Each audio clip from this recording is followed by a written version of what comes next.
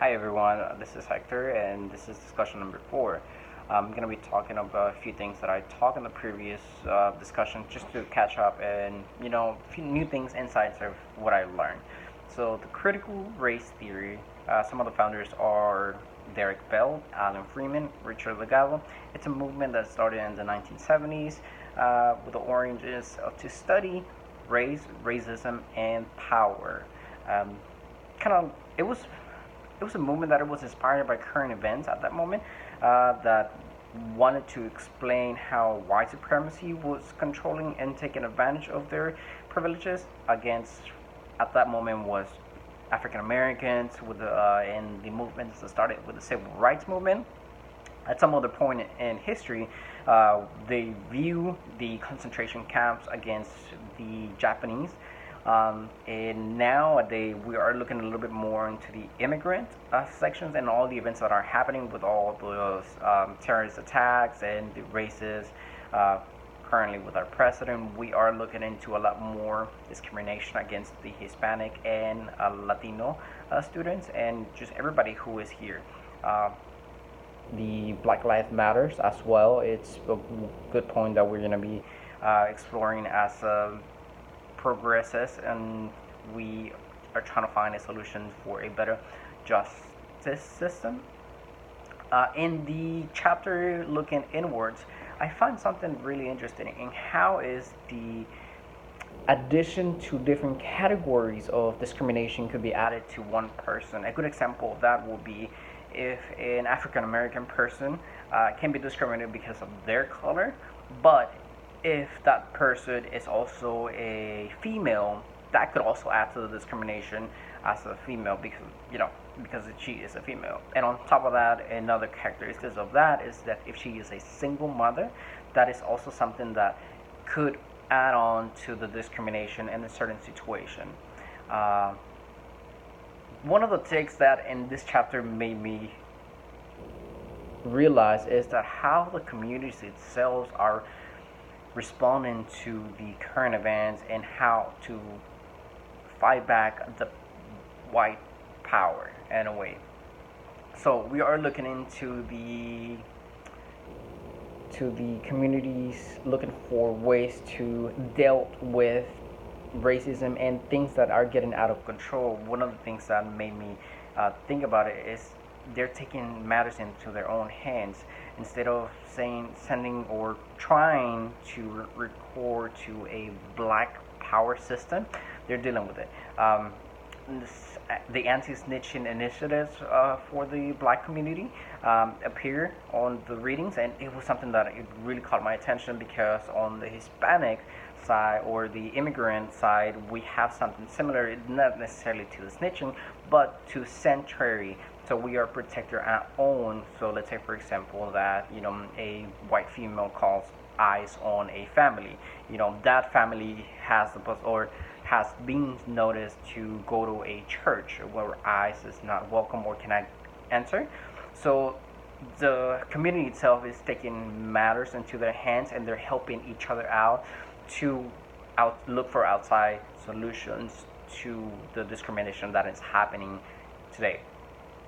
And on the other reading for race on campus, made me think as I was reading a little bit more into the Greek and fraternal, the self-segregation made me realize one thing. It is true. It separates I guess it indicates or suggests this self-segregation as we separate ourselves from other people.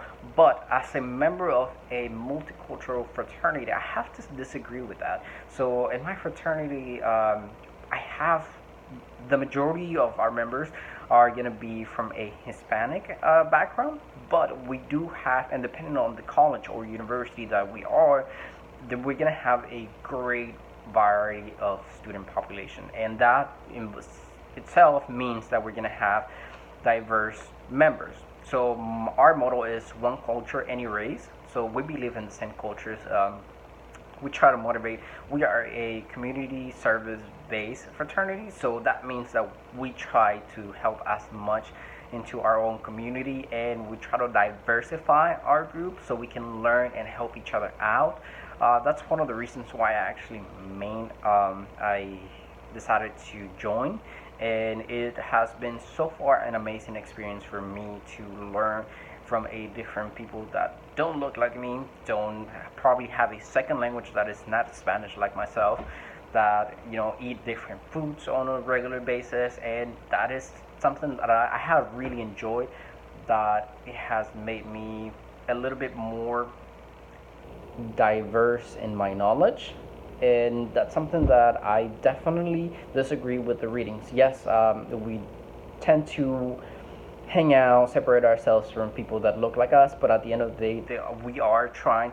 And as the time passes, generations are seeing past the colors, past the backgrounds, and we are assimilating to what is going on and how we are learning. We can learn from each other and experience new things.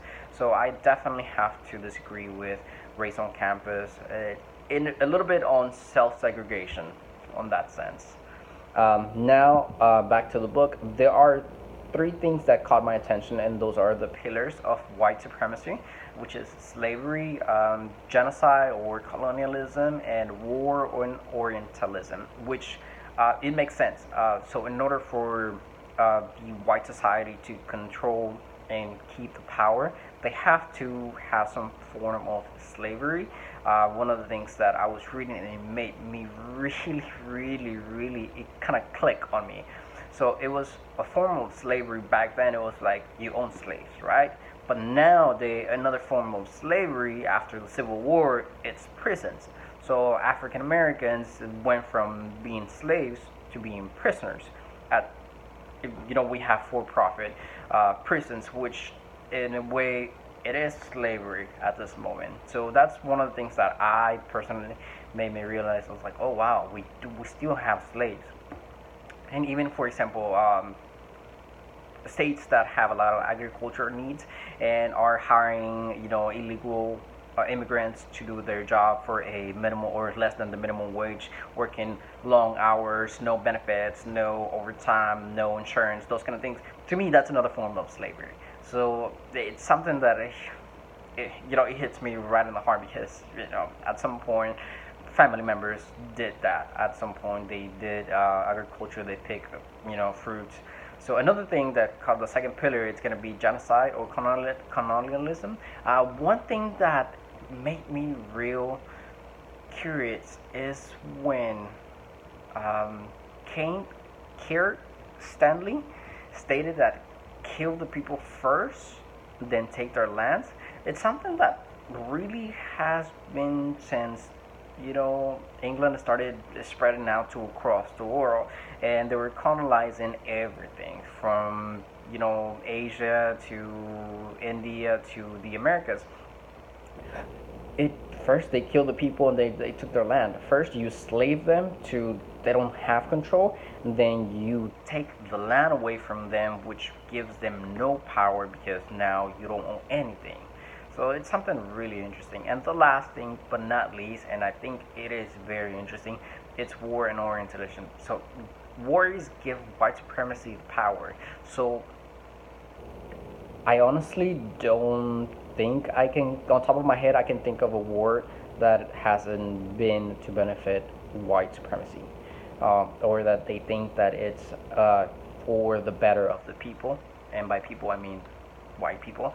So there's something that it's the correlation that is there, that the majority of the wars have been started by the white people and have ended up being killing the minorities, taking their lands or their resources. And it has given a little bit more thought into that. Luana Ross is against, as mentioned, that it's not against the law to commit genocide. It's actually quite the opposite. It is the law to commit genocide to actually get a little bit more control. Like I said before, killing the people, taking their lands, and then slaving them. It's something that white people have done for the past 2 3 centuries, and so far it's what's given them the power. So one of the things that, like I said, I mentioned before, um, made me really, really, really interested in presenting this will be we perceive the version of reality that our culture communicates. That's something that Gloria and Sundwa mentioned, and I resonate with that. So, our beliefs, our background, our experiences shape the reality that we see and how we see it. My reality can be completely different from somebody that has not been in my same shoes, and that to me hit me really, really hard. One of the things that I also realized with this readings is that they have one denominator, and all of them state that rigidity means death. So every single time that somebody doesn't adapt to the changes, they disappear, they die. Probably in a literal sense or not in a literal sense, but this could be seen at a workplace nowadays. If you don't adapt to the changes that are happening from the top all the way to the bottom, more than likely somebody's going to replace you at the end of the day. Your job, they're going to take your job away. So that's something that I really resonate to, and I hope that we keep adapting to the changes that are happening in our nation, around the world, and climate changes, if you mind, as well. So that's something that really resonates to me. So please give me your input, and I look forward to reading your discussions. Thanks, guys, and now comment somebody else.